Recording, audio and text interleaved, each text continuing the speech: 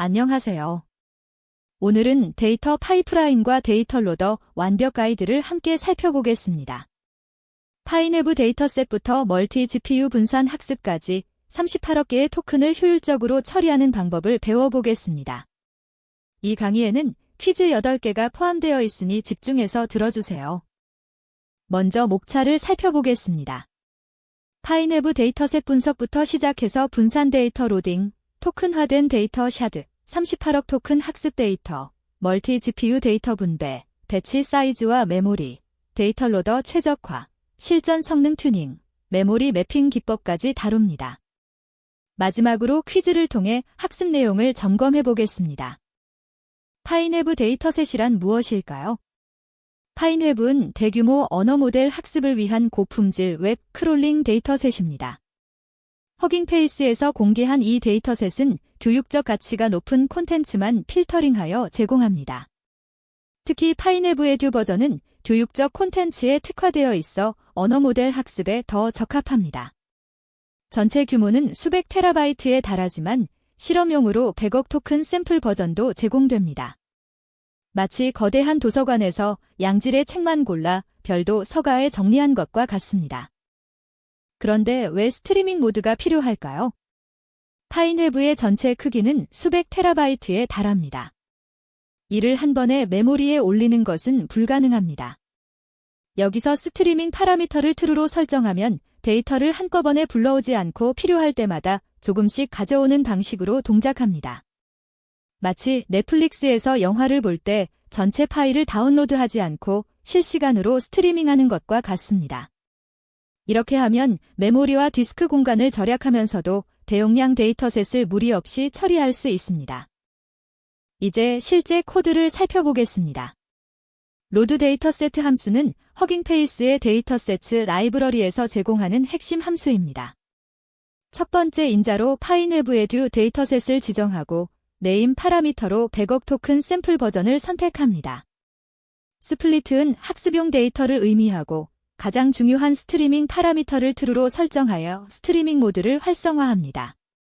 이렇게 하면 데이터가 실제로 다운로드되지 않고 반복자 형태로 제공됩니다. getSharedPath 함수는 토큰화된 데이터를 저장할 샤드 파일의 경로를 생성합니다. 샤드란 큰 데이터를 여러 조각으로 나눈 것을 의미하며 6자리 숫자로 샤드 번호를 관리합니다. 분산 데이터 로딩이란 무엇일까요? 여러 GPU에서 동시에 학습할 때 각 GPU가 서로 다른 데이터를 받아 처리하도록 하는 기술입니다. 만약 모든 GPU가 똑같은 데이터를 처리한다면 컴퓨팅 파워를 낭비하는 것이겠죠. 분산 데이터 로딩은 마치 대형 공장의 컨베이어 벨트가 각 작업자에게 서로 다른 부품을 전달하는 것과 같습니다. 각 GPU는 전체 데이터의 일부분만 담당하므로 데이터 중복 없이 효율적으로 학습할 수 있습니다. 이를 위해 파이토워치에서는 디스트리뷰티드 샘플러를 제공합니다. 디스트리뷰티드 샘플러의 역할을 좀 더 자세히 알아보겠습니다. 디스트리뷰티드 샘플러는 전체 데이터를 GPU 개수로 나누어 각 GPU의 고유한 데이터 인덱스를 제공합니다.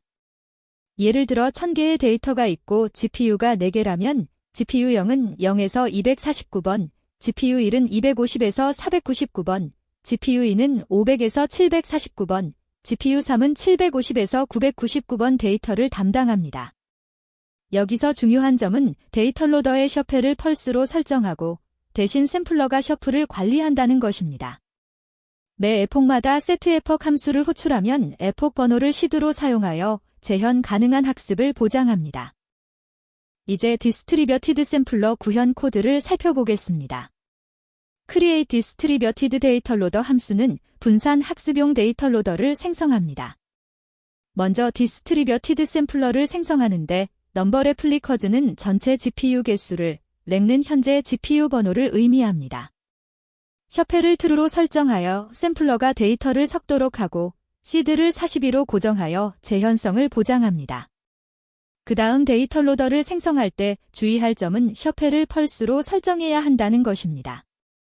왜냐하면 샘플러가 이미 셔플을 담당하고 있기 때문입니다. 넘버 워커즈는 병렬 데이터 로딩을 위한 프로세스 수이고 핀 메모리를 true로 설정하면 GPU 전송 속도가 빨라집니다.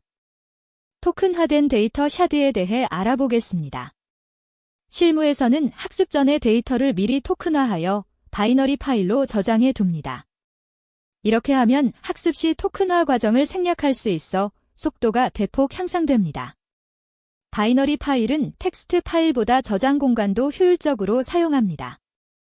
그리고 NP, memf를 사용하면 파일 전체를 메모리에 올리지 않고도 마치 배열처럼 접근할 수 있습니다. 큰 데이터를 여러 샤드로 나누면 병렬 로딩과 관리가 용이해집니다. NP, memf의 원리를 이해해 봅시다. 메모리 맵 파일은 파일 전체를 물리 메모리에 올리지 않고 가상 메모리 주소 공간에 매핑하는 기술입니다. 파일을 가상 메모리에 매핑하면 운영체제가 실제로 접근하는 페이지만 물리 메모리에 로드합니다. 이를 통해 수백 기가바이트의 데이터도 메모리 제한 없이 마치 일반 배열처럼 접근할 수 있습니다. 38억 토큰과 같은 대용량 데이터를 처리할 때 필수적인 기술입니다. 메모리 맵으로 샤드를 로드하는 코드를 살펴보겠습니다. 샤워드 데이터 세트 클래스는 여러 샤드 파일을 메모리 매핑하여 관리합니다. 초기화 시 각 샤드 경로를 받아 NP, memf로 파일을 매핑합니다. 드타입을 uint 16으로 설정하여 16비트 정수로 토큰을 저장하고 모드를 R로 설정하여 읽기 전용으로 엽니다. 각 샤드의 크기를 저장하고 전체 토큰 수를 계산합니다. getItem 메서드는 인덱스를 받아 어느 샤드의 어느 위치인지 계산하여 해당 토큰을 반환합니다. 이렇게 하면 여러 샤드를 하나의 큰 배열처럼 다룰 수 있습니다. 38억 토큰 학습 데이터에 대해 알아보겠습니다. 38억 개의 토큰을 8개의 샤드로 나누면 각 샤드가 약 47억 5천만 토큰을 담게 됩니다. 왜 이렇게 샤드로 나눌까요? 첫째, 여러 GPU가 각자 다른 샤드를 동시에 로드할 수 있어 병렬 처리가 가능합니다. 둘째, 단일 파일 크기를 관리 가능한 수준으로 유지할 수 있습니다. 셋째, 파일 시스템 제한을 회피할 수 있습니다. 넷째, 장애 발생 시 특정 샤드만 복구하면 되므로 안정성이 향상됩니다. 샤딩 전략의 장점을 정리해봅시다.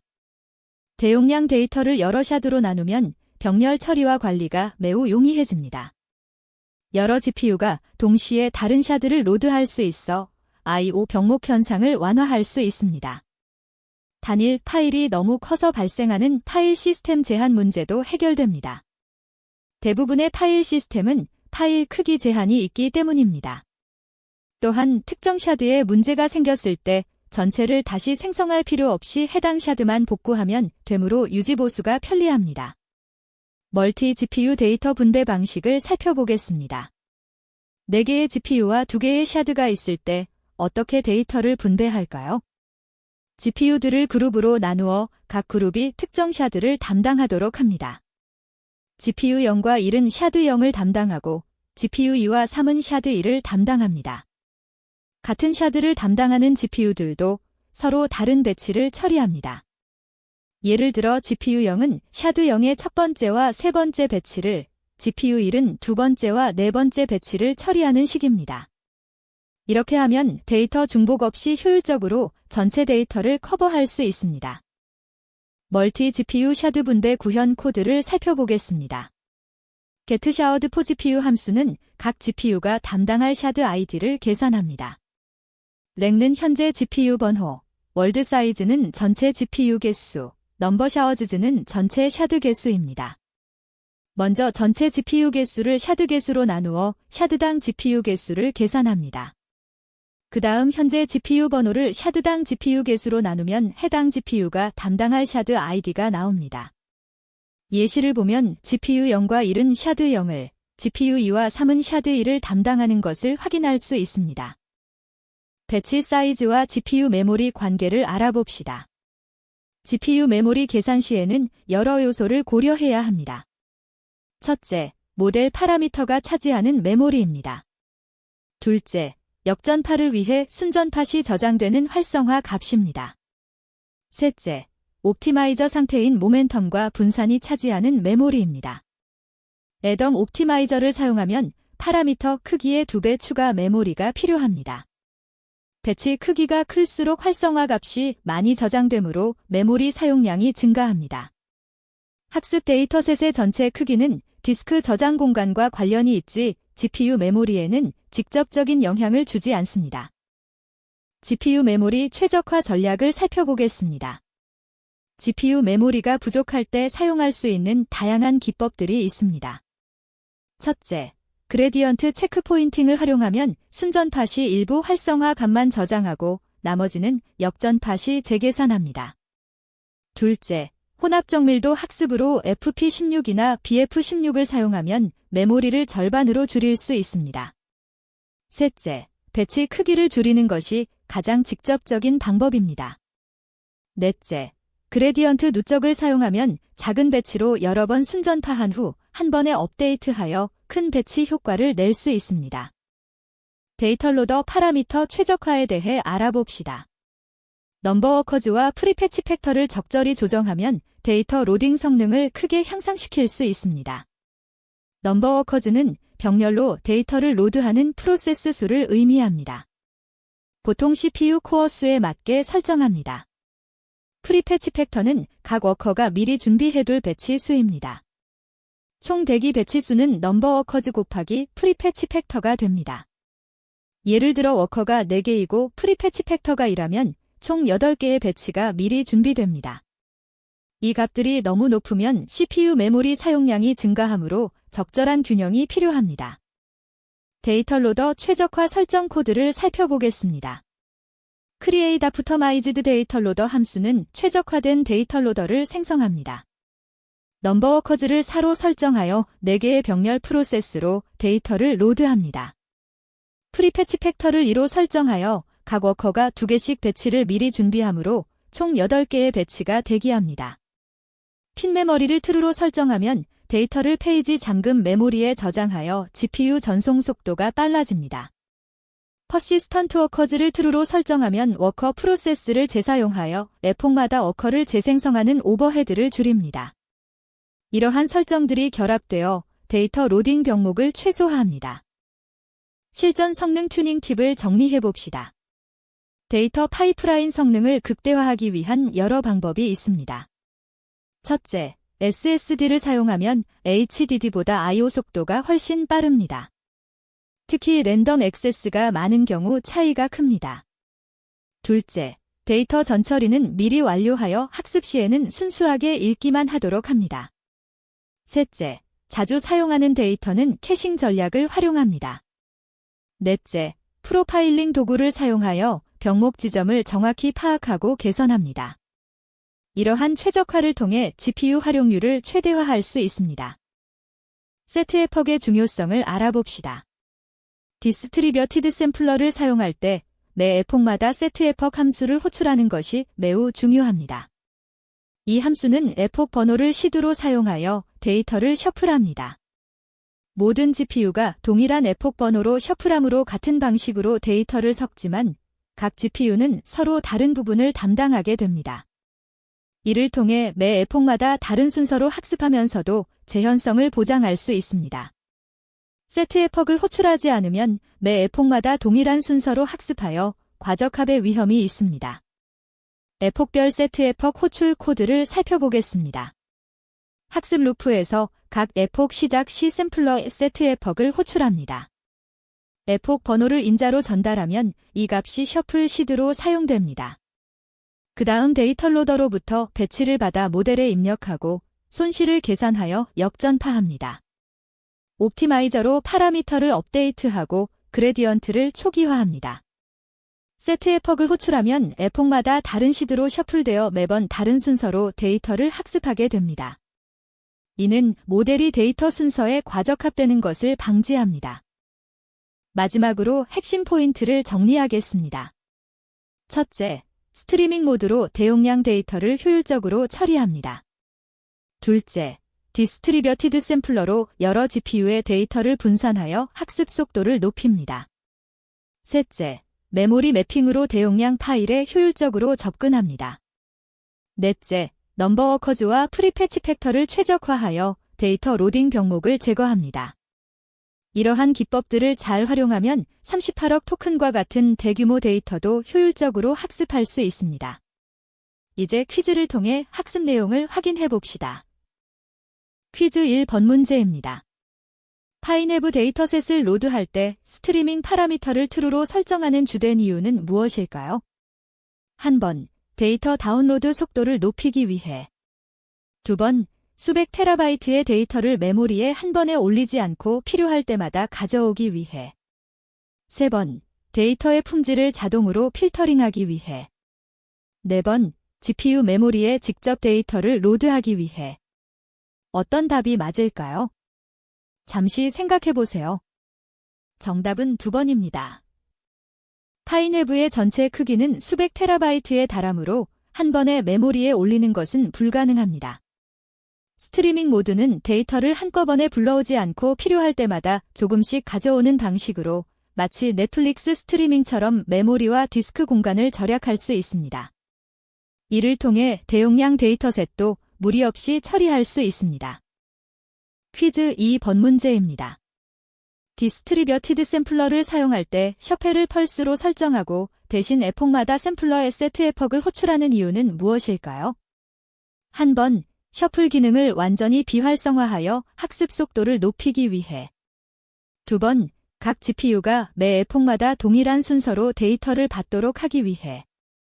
3번, 모든 GPU가 동일한 시드로 셔플하여 서로 다른 데이터를 받으면서도 재현 가능한 학습을 보장하기 위해. 4번, 메모리 사용량을 줄이기 위해 셔플을 에폭 단위로 제한하기 위해. 정답을 생각해 보세요. 정답은 3번입니다. 디스트리뷰티드 샘플러에서 데이터 로더의 셔펠을 펄스로 설정하는 이유는 셔플을 샘플러가 관리하기 때문입니다.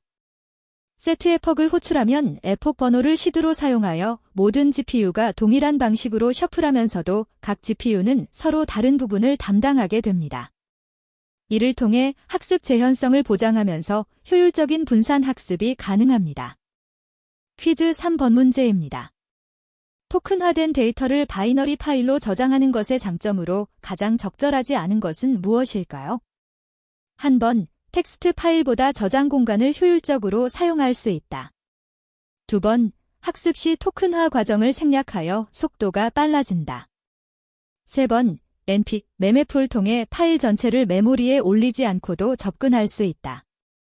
4번, 바이너리 파일은 자동으로 데이터 품질을 검증해준다. 어느 것이 잘못된 설명일까요? 정답은 4번입니다. 바이너리 파일 저장의 장점은 저장 효율성, 토큰화 과정 생략으로 인한 속도 향상, 그리고 NP, 맴매풀을 통한 메모리 매핑 접근입니다. 하지만 바이너리 파일 자체는 데이터 품질 검증 기능을 제공하지 않습니다. 품질 검증은 데이터 전처리 단계에서 별도로 수행해야 합니다. 퀴즈 4번 문제입니다. 38억 토큰 학습에서 8개의 샤드를 사용하고 각 샤드가 약 47억 5천만 토큰을 담고 있을 때 이러한 샤딩 전략의 주요 목적은 무엇일까요? 한 번, 데이터 압축률을 높이기 위해. 2번, 병렬 로딩과 분산 학습을 용이하게 하고 단일 파일 크기를 관리 가능한 수준으로 유지하기 위해. 3번, 토큰화 알고리즘의 정확도를 높이기 위해. 4번, 학습 데이터의 중복을 제거하기 위해. 정답을 선택해 보세요. 정답은 2번입니다. 38억 토큰을 8개의 샤드로 나누면 각 샤드가 약 47억 5천만 토큰을 담게 됩니다. 이렇게 샤딩하면 여러 GPU가 각자 다른 샤드를 동시에 로드할 수 있어 병렬 처리가 가능하고 단일 파일이 너무 커서 발생할 수 있는 파일 시스템 제한이나 메모리 문제를 피할 수 있습니다. 퀴즈 5번 문제입니다. 멀티 GPU 환경에서 4개의 GPU와 2개의 데이터 샤드가 있을 때 올바른 데이터 분배 방식은 무엇일까요? 한 번, 각 GPU가 모든 샤드의 데이터를 순차적으로 처리한다. 2번, GPU 0과 1은 샤드 0을, GPU 2와 3은 샤드 1을 담당하고 같은 샤드 내에서도 각 GPU는 서로 다른 배치를 처리한다. 3번, 모든 GPU가 동일한 데이터를 처리하고 그레디언트만 다르게 계산한다. 4번, GPU마다 전체 데이터셋을 복사하여 독립적으로 학습한다. 어떤 방식이 올바를까요? 정답은 2번입니다. 멀티 GPU 분산 학습에서는 GPU들을 그룹으로 나누어 각 그룹이 특정 샤드를 담당합니다. 4개 GPU와 2개 샤드의 경우 GPU 0과 1이 샤드 0을, GPU 2와 3이 샤드 1을 담당합니다. 동일 샤드를 담당하는 GPU들도 서로 다른 배치를 처리하여 데이터 중복 없이 효율적으로 전체 데이터를 커버합니다. 퀴즈 6번 문제입니다. 배치 사이즈 결정 시 GPU 메모리 계산에서 고려해야 할 요소가 아닌 것은 무엇일까요? 한 번, 모델 파라미터가 차지하는 메모리. 2번, 역전파를 위한 활성화 값 저장 공간. 3번, 옵티마이저 상태인 모멘텀과 분산이 차지하는 메모리. 4번, 학습 데이터셋의 전체 크기. 어느 것이 GPU 메모리 계산과 관련 없을까요? 정답은 4번입니다. GPU 메모리 계산 시에는 모델 파라미터, 그레디언트, 옵티마이저 상태인 모멘텀과 분산, 그리고 순전파 시 저장되는 활성화 값을 고려해야 합니다. 학습 데이터셋의 전체 크기는 디스크 저장 공간과 관련이 있으며 한 번의 배치 크기만큼만 GPU에 로드되므로 GPU 메모리 계산에는 직접적인 영향을 주지 않습니다. 퀴즈 7번 문제입니다.